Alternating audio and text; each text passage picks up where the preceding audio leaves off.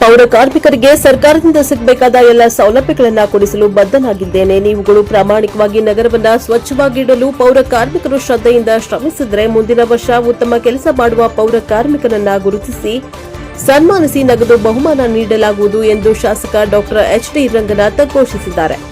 ಪಟ್ಟಣದ ಸ್ವಚ್ಛತೆಗೆ ಪೌರ ಕಾರ್ಮಿಕರು ಪ್ರಾಮಾಣಿಕವಾಗಿ ಶ್ರದ್ಧೆಯಿಂದ ಸ್ವಚ್ಛತಾ ಕೆಲಸವನ್ನು ಮಾಡಿದಾಗ ಆಯಾ ವಾರ್ಡ್ನ ಸದಸ್ಯರಿಗೆ, ಅಧಿಕಾರಿಗಳಿಗೆ ಶಾಸಕನಾದ ನನಗೂ ಒಳ್ಳೆಯ ಹೆಸರು ಬರುವಂತಾಗುತ್ತದೆ. ಆ ನಿಟ್ಟಿನಲ್ಲಿ ಪೌರ ಕಾರ್ಮಿಕರು ಕೆಲಸ ಮಾಡಬೇಕು.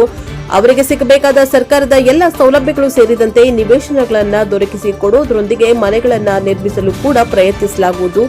ಪೌರ ಕಾರ್ಮಿಕರು ತಮ್ಮ ಮಕ್ಕಳ ವಿದ್ಯಾಭ್ಯಾಸಕ್ಕೆ ಹೆಚ್ಚಿನ ಒತ್ತು ಕೊಟ್ಟಾಗ ಅವರು ಕೂಡ ಐಎಎಸ್, ಐಪಿಎಸ್, ಡಾಕ್ಟರ್, ಇಂಜಿನಿಯರ್, ಉತ್ತಮ ರಾಜಕಾರಣಿಗಳು ಸೇರಿದಂತೆ ಉನ್ನತ ಹುದ್ದೆಗೆ ಬರಲು ಅವಕಾಶ ಕೊಡಿಸಿದಂತಾಗುತ್ತದೆ. ತಾವುಗಳು ದುಶ್ಚಟಗಳಿಂದ ದೂರವಿದ್ದು ಆರೋಗ್ಯವಂತರಾಗಿ ಸಮಾಜದ ಬದುಕಿನಲ್ಲಿ ಆದರ್ಶ ವ್ಯಕ್ತಿಗಳಾಗಬೇಕು.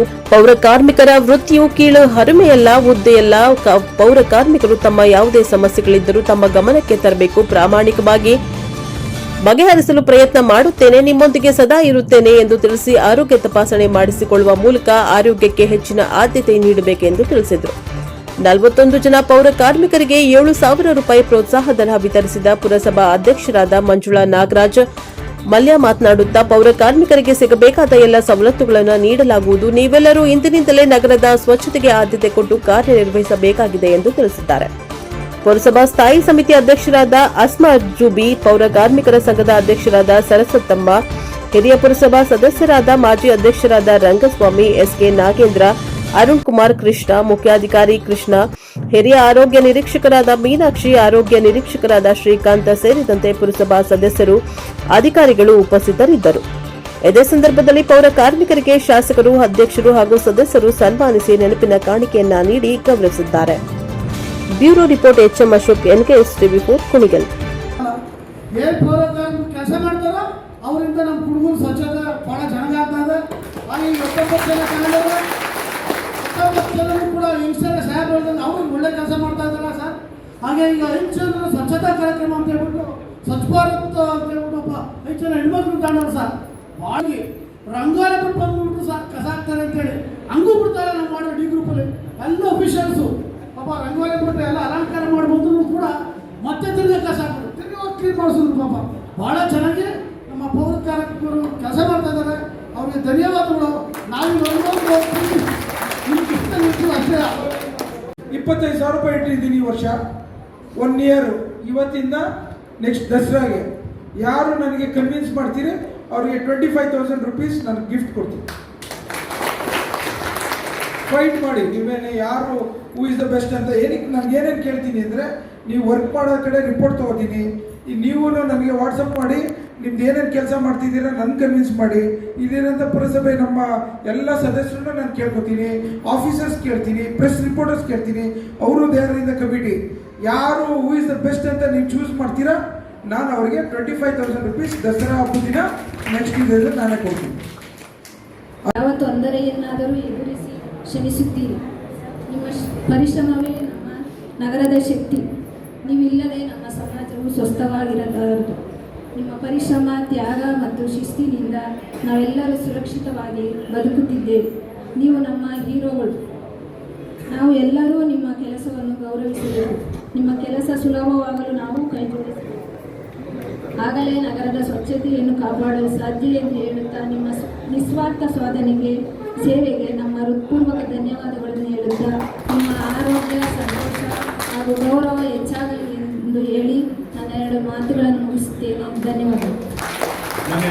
ಎಲ್ಲ ಒಂದು ಕಡೆ ನಮ್ಮ ಪುರಸಭೆಯ ಎಲ್ಲ ಸದಸ್ಯರುಗಳು ಒಳಗೊಂಡಂತೆ ಅಧ್ಯಕ್ಷರು ಸೇರಿ, ಉಪಾಧ್ಯಕ್ಷರು ಸೇರಿ ನಿಮಗೆ ಸಣ್ಣದಾಗಿ ದೀಪದ ಒಂದು ದೀಪಾಚರಣೆ ಮಾಡಲಿಕ್ಕೆ, ದಸರಾಚರಣೆ ಮಾಡಲಿಕ್ಕೆ, ಚಾಮುಂಡಿ ಶಕ್ತಿ ದೇವರನ್ನ ದಿನ ಬೆಳಗ್ಗೆ ಎದ್ರೆ ಪೂಜೆ ಮಾಡಲಿಕ್ಕೆ, ದೀಪವನ್ನು ಕೊಡಲಿಕ್ಕೆ ಪಾಪ ಹೊರಟಿದ್ದಾರೆ. ಅವ್ರಿಗೆಲ್ಲರೂ ನಿಮ್ಮೆಲ್ಲರಿಗೂ ಧನ್ಯವಾದ ಹೇಳಲಿಕ್ಕೆ ಇಚ್ಛೆ ಪಡ್ತೇನೆ. ಹಾಗೂ ನನ್ನ ಕಡೆಯಿಂದ ಏನು ಮಾಡಬೇಕು ಹೇಳಿ, ನಾನು ಯಾವಾಗಲೂ ನಿಮ್ಮ ಜೊತೆ ಇರ್ತೇನೆ. ನನಗೆ ಒಂದೇ ವಿಚಾರ, ನಿಮ್ಮ ಮಕ್ಕಳದು ಎಜುಕೇಷನ್ ಭಾಳಷ್ಟು ಮುಖ್ಯ. ಇವತ್ತೇನು ಕಾರ್ಮಿಕರು, ರೈತರುಗಳು, ಕೂಲಿಕಾರರು, ಅವ್ರ ಮಕ್ಕಳುಗಳು ಅದೇ ರೀತಿ ಇರಬಾರ್ದು, ಬದಲಾವಣೆ ಆಗಬೇಕು. ನಿಮ್ಮ ಮಕ್ಕಳನ್ನು ಸಹ ಡಾಕ್ಟರ್ ಆಗಬೇಕು, ಇಂಜಿನಿಯರ್ ಆಗಬೇಕು, IAS ಆಫೀಸರ್ಸ್ ಆಗಬೇಕು, IPS ಆಗಬೇಕು, MLS ಆಗಬೇಕು, MP ಆಗಬೇಕು. ಎಲ್ಲ ಒಂದು ಕಡೆ ನೋಡಿದೆ ಮೊನ್ನೆ, ಯಾರೋ ಒಬ್ಬ ಪೌರ ಕಾರ್ಮಿಕರ ಮಗ ಮಿನಿಸ್ಟರ್ ಆಗ್ಬಿಟ್ಟಿದೆ. ಅವ್ರ ತಂದೆ ಇನ್ನೂ ಕೆಲಸನೇ ಮಾಡ್ತಾವ್ರಂತೆ. ಹಾಗೆ ಕೆಲಸಕ್ಕೆ ಯಾವುದಕ್ಕೂ ನಾವು ಅಗೌರವ ಕೊಡೋಂಥ ಅವಶ್ಯಕತೆ ಇಲ್ಲ. ಪ್ರತಿಯೊಬ್ಬರಿಗೂ ಮಾನವೀಯ ಗುಣ ಇಂಪಾರ್ಟೆಂಟ್. ಮನುಷ್ಯರ ಬದುಕು ಇವತ್ತು ನೀವೆಲ್ಲ ಸರ್ವಿಸ್ ಕೊಡ್ತಾ ಇದ್ರಿ. ನಿಮ್ಮೆಲ್ಲರಿಗೂ ವಿಶೇಷವಾಗಿ ನಾನು ಕಂಡಂತೆ ನನಗೆ ಅನಿಸಿದ್ರೆ ನೀವುಗಳ ಗುಂಪು ಮಾಡ್ಕೊಂಡು ನನಗೆ MLA ವಾಟ್ಸಪ್ ನನ್ನ ನಂಬರ್ ಎಲ್ಲರಿಗೂ ಇದೆ. ಈ ಥರ ಇದೆ ಪ್ರಾಬ್ಲಮ್ಸು, ನಾನು ಇಷ್ಟು ದಿನ ಹ್ಯಾಂಡಲ್ ಮಾಡ್ತಾ ಇದ್ದೀನಿ. ಇನ್ನು ಇಷ್ಟು ಪ್ರಾಬ್ಲಮ್ಸು ನಮಗೆ ಪುರಸಭೆ ಸದಸ್ಯರುಗಳಿಗೆ ಹೇಳಿ ಸರ್, ಇಲ್ಲ ಅಧ್ಯಕ್ಷರಿಗೆ ಹೇಳಿ ಸರ್, ಇಲ್ಲ ಪುರಸಭೆ ಸಿಬ್ಬಂದಿ ವರ್ಗದವ್ರಿಗೆ ಹೇಳಿದರೆ ನಾನು ನಿಂತ್ಕೊಂಡು ನಿಮ್ಮ ಜೊತೆ ಕೋಆರ್ಡಿನೇಟ್ ಮಾಡ್ತೀನಿ ರೀ. ಯಾವುದೇ ಕೆಲಸ ಮಾಡಿದ್ರು ಅದನ್ನು ಇಚ್ಛಾ ಮನಸ್ಸ ಒಂದು ಸ್ವಲ್ಪ ಕಮಿಟ್ಮೆಂಟಲ್ಲಿ ಡೆಡಿಕೇಶನ್ ಮಾಡಿದ್ರೆ ನಿಮಗೂ ಖುಷಿ ಇರುತ್ತೆ. ಇಲ್ಲಿರೋಂಥ ಪುರಸಭೆ ಅವ್ರ ಸದಸ್ಯರಿಗೂ ಒಳ್ಳೆಯ ಹೆಸರು ಬರುತ್ತೆ. ಅವ್ರನ್ನ ನನ್ನ ಹತ್ರ ರೆಕಮೆಂಡ್ ಮಾಡ್ತಾರೆ, ಈ ಥರ ಸಿಬ್ಬಂದಿ ವರ್ಗರು ಈ ಟೀಮ್ ಚೆನ್ನಾಗಿದೆ ಸರ್, ನಾವೇನೋ ಒಂದು ಸಪೋರ್ಟ್ ಮಾಡಬೇಕು ಸರ್, ಅವ್ರ ಜೊತೆ ನಿಂತ್ಕೋಬೇಕು ಅನ್ನೋ ಒಂದು ಜೋಶ್ ಬರುತ್ತೆ. ಇಷ್ಟೆಲ್ಲ ಯಾಕೆ ಹೇಳ್ತಾ ಇದ್ದೀನಿ ಅಂತಂದರೆ ಎಷ್ಟೊಂದು ಕಡೆ ಇನ್ನೂ ಕಂಪ್ಲೇಂಟ್ಸ್ಗಳು ಬರ್ತಾನೆ ಇವೆ. ನಿಮಗೆ ನೀವು ಕೆಲಸಕ್ಕೆ ಸೇರ್ಕೊಳ್ಳೋಕ್ಕಿಂತ ಮುಂಚೆ ನಾನು ಸೇರಿಸ್ಬಿಡಿ, ನಾನು ಮಾಡ್ತೀನಿ ಅಂತೀರ. ಕೆಲಸ ಸೇರೋದ್ಮೇಲೆ ಸೊಪ್ಪೆ ಆಗ್ಬಿಡ್ತೀರಾ, ಸೊರ್ದೋಗ್ತೀರಾ, ನೀವೇ ಸರಿಕೊಂಡ್ಬಿಡ್ತೀರಾ. ಯಾವುದೇ ಕೆಲಸ ಮಾಡೋದು ಶ್ರದ್ಧೆಯಿಂದ ಮಾಡಿದ್ರೆ ಅದಕ್ಕೆ ಒಳ್ಳೆಯ ಹೆಸರು ಬರುತ್ತೆ, ಜನ ಅಪ್ರಿಷಿಯೇಟ್ ಮಾಡ್ತಾರೆ ರೀ. ನಾನು ಇವತ್ತು ಹೇಳ್ತೀನಿ, ನೀವು ಯಾರ್ಯಾರು ಕೆಲಸ ಮಾಡ್ತಿದ್ದೀರಾ ಅನ್ನೋದು ನನ್ನ ಹತ್ರ ರಿಪೋರ್ಟ್ ಇದೆ. ಕೆಲಸ ಮಾಡ್ತಾರೆ ನಾನು ಇವತ್ತು ಕೇಳ್ಕೊತೀನಿ, ಇನ್ನೂ ಒಂದು 6 ತಿಂಗಳು ಟೈಮ್ ಕೊಡ್ತೀನಿ, ನೀವು ಮಾಡಿ. ನಾನು ವಾಪಸ್ಸು ಅದನ್ನು ನಿಮ್ಮ ಕೆಲಸಕ್ಕೆ ಕರ್ತವ್ಯಕ್ಕೆ ಅನುಗುಣವಾಗಿ ನಾನು ವಾಪಸ್ಸು ರಿವಾರ್ಡ್ ಕೊಡಲಿಲ್ಲ ಅಂದರೆ ಕೇಳಿ. ಆಯಿತು, ಇವಾಗ ನಾವು ವರ್ಷಕ್ಕೊಂದ್ಸಲಿ ಬೆಸ್ಟ್ ಪುರಸಭೆ ಪೌರಕಾರ್ಮಿಕರದ್ದು ಅವಾರ್ಡ್ ಇಟ್ಟಿಲ್ವಾ? ಇದಾಯಿತು, ಅವ್ರಿಗೆ ಇದಲ್ದೆಲ್ಲ ಇನ್ನೂ ಬೇಕಾದ್ರೆ ನಾನು ಒಂದು ಕೆಲಸ ಮಾಡ್ತೀನಿ. ಈ ವರ್ಷನೇ ಯಾರು ದಿ ಬೆಸ್ಟ್ ನಮ್ಮ ಕರ್ತರು ಏನು ಇವತ್ತು ನನ್ನ ಕಾರ್ಮಿಕರು ಅಂತ ಒಳ್ಳೆ ಹೆಸರು ತಗೋತಾರೆ, ಅವ್ರಿಗೆ ನಾನು 25,000 ರೂಪಾಯಿ ನನ್ನ ಕಡೆಯಿಂದ 25,000 ರೂಪಾಯಿ ಹೇಳಿದ್ರಿ ಸರ್ ನಾವು